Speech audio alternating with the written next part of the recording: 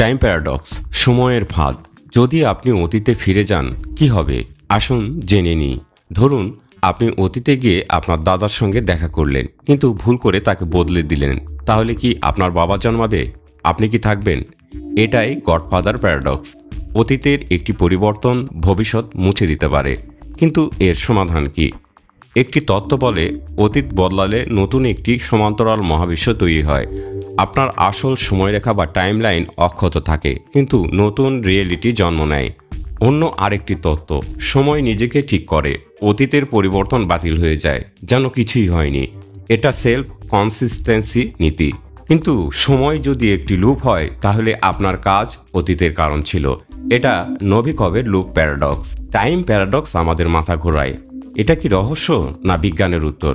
আপনার কি মনে হয়? এই ধরনের আরও ভিডিও পেতে আমাকে ফলো অথবা সাবস্ক্রাইব করে সাথে থাকতে পারেন। ধন্যবাদ এতক্ষণ এই ছোট্ট ভিডিও দেখার জন্য।